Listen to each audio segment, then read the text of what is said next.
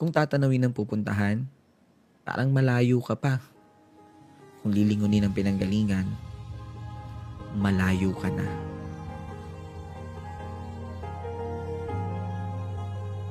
Kung titingin sa hakbang ng iba, parang naiiwan ka.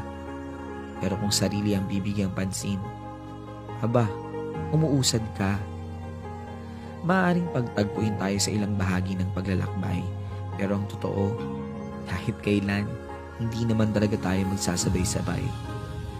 Magkaiba ang panahon, magkaiba ang daan, magkaiba ang oras, magkaiba ang bilis.